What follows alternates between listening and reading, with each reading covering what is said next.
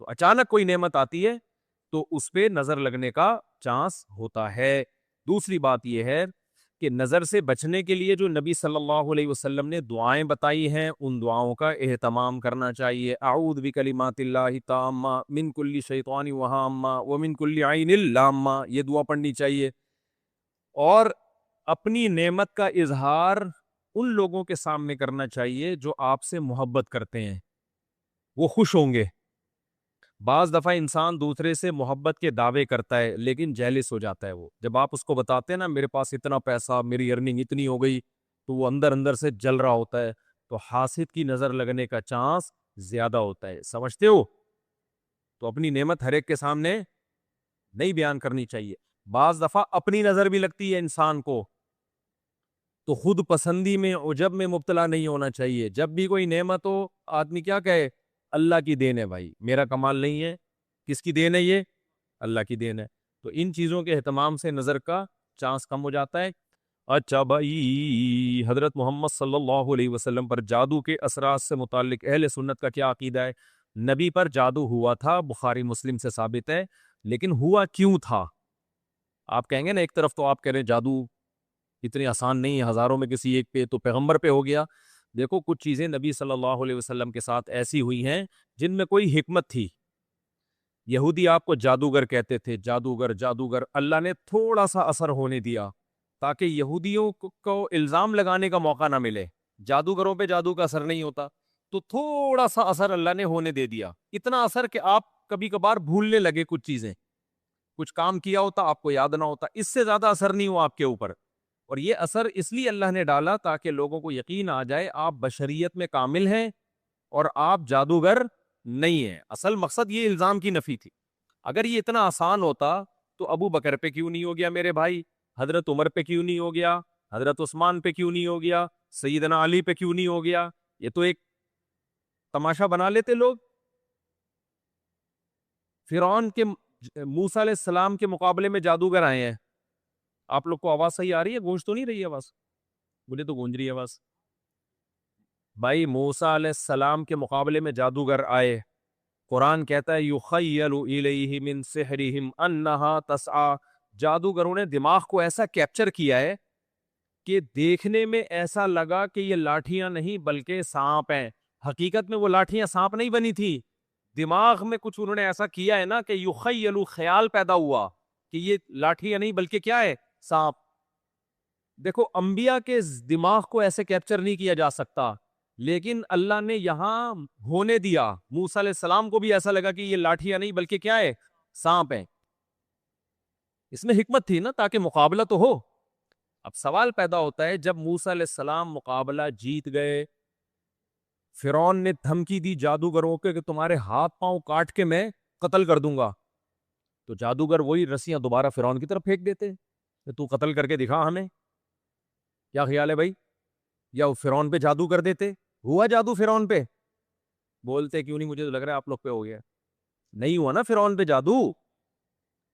بھائی جادوگر ہزاروں جادوگر تھے، سینکڑوں تو تھے ہی، انہوں نے سوچا کہ یار تو ہمیں دھمکی دے رہا ہے، انتر منتر کلی کل انتر ہو جا منتر چھو، یوں کرتے فرعون ٹیڑھا ہو جاتا، فرعون کی ساس کو کچھ چیزیں سکھا دیتے۔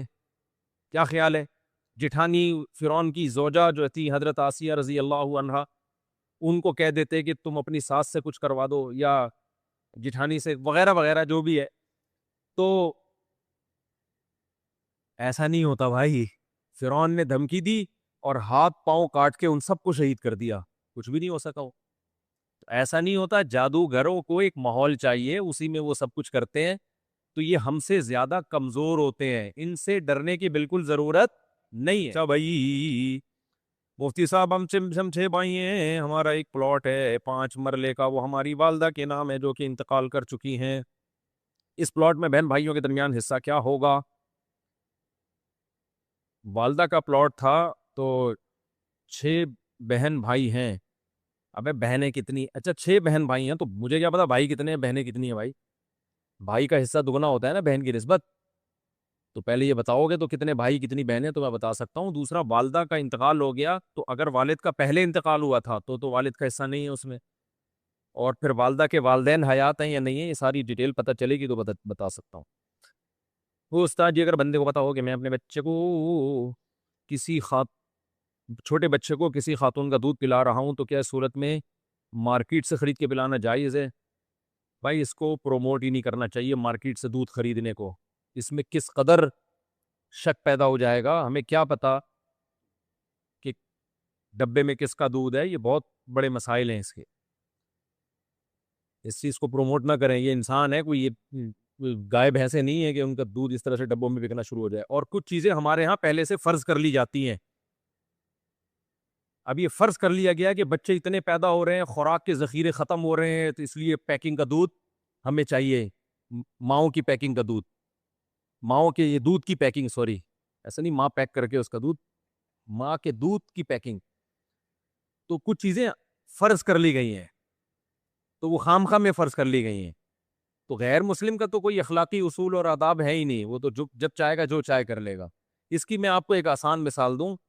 کراچی میں سمندر میں اتنی فش پیدا ہوتی ہے کہ ہم جب بھی فشری گئے ہیں, یہ مچھلی کھانے کا ہم نے ارادہ کیا ہے, انتہائی سستے داموں بہت بڑی بڑی مچھلی کی لاٹ ہم اٹھا کے لے آتے ہیں. ایسا ہے کہ نہیں ہے؟ لیکن جو کاروباری لوگ ہیں نا, سرمایہ دار لوگ, انہوں نے کہا آپ کا پروفٹ اور زیادہ ہونا چاہیے, تو مچھلیوں کی فارمنگ شروع کر دی انہوں نے. ہمارے سامنے یہ کام ہوا ہے. مچھلیوں کا قحط کبھی بھی نہیں پڑا کراچی میں, مچھلی اور بہت سستے ریٹ پہ. لیکن تاجر نے کیا کیا کہ اور کم خرچے میں زیادہ پروڈکٹ کیسے, تو فشنگ کی فارمنگ شروع ہو گئی. ایسا ہوتا ہے کہ نہیں ہوتا؟ اب جب فارمنگ ہو رہی ہے تو اب لوگ آہستہ آہستہ کس پہ آ رہے ہیں؟ فارمنگ پر. وہ جو مچھیرا جاتا تھا سمندر میں اتنا لمبا چوڑا چکر لگا کے, اس نے کہا ابے ادھر سے خرید کے ادھر بیچو, بہت سستے میں ٹھیک ٹھاک پروفٹ ہے. اب جب آہستہ آہستہ تاجر لوگ اس فارمی مچھلی پہ آ جائیں گے تو سمندر میں مچھلی نکالنا کم, پھر لوگوں کے ذہن پہ ایک بھوت سوار ہو جائے گا, ایک پروپیگنڈا ہوگا کہ یار آبادی اصل میں اتنی بڑھ گئی ہے کہ اب سمندر کی مچھلی ہمارے لیے کافی نہیں ہے. تو کچھ چیزیں ایسی ہیں جو ہم پہلے خود بخود فرض کرتے ہیں, ان فرضی چیزوں کی بیس پہ ہم کام شروع کرتے ہیں, پھر ہم اس پہ ڈیپینڈ کرنا شروع کر دیتے ہیں. پھر ہم کہتے ہیں یار اگر یہ فارمی مچھلی بند ہو جائے تو اتنی آبادی کو کون مچھلی کھلائے گا, حالانکہ اب تک سمندر کھلا رہا تھا. صحیح ہے نا؟ تو یہ سرمایہ دار کی ہوس ہوتی ہے. تو اسی طرح اب تک جتنے بچے پیدا ہو رہے ہیں وافر مقدار میں ماؤں کا دودھ ان کو مل رہا ہے, جن کو ماں کا نہیں ملتا بازار میں ڈبے کا مل جاتا ہے. ایسا کوئی ہمارے ملک میں قحط نہیں پڑا ہے. لیکن ایک چیز کو فرضی طور پہ کر کے وہ ڈبوں کا دودھ, ڈبوں کا ماؤں کا دودھ بھی جو ہے نا وہ پیک ہونا چاہیے, یہ ہونا, تو آہستہ آہستہ لوگ اس پہ ڈیپینڈ کرنا شروع کر دیں گے. تو نتیجہ یہی نکلے گا کہ لوگ کہیں گے یار دیکھو اگر اتنی آبادی ہے, اگر یہ نہ ہوتا. بھائی آبادی جو ہوتی ہے نا, بچے ایک دم آسمان سے تھوڑی گرتے ہیں, ماں جنتی ہے نا بچے کو. تو قدرت نے ایک سسٹم لگایا ہوا ہے کہ جب بھی بچہ پیدا ہوگا ماں کی چھاتیوں میں دودھ پیدا ہوگا. 100 میں کوئی ایک دو ہیں جن کے نہیں ہوتا, تو ایک دو کے تو پھر دائی پلا دے ان کو, بیسیوں ان کے اور آلٹرنیٹ موجود ہیں. تو غیر مسلموں کے لیے نسب کی حفاظت کی کوئی ویلیو نہیں ہے. ہماری نظر میں بھائی نسب یا رشتہ, خونی رشتہ, اس کی حفاظت بہت ضروری ہے. اس لیے اس چیز کو ہم اس کی حوصلہ شکنی کرتے ہیں, اس کی حوصلہ افزائی ٹھیک نہیں ہے.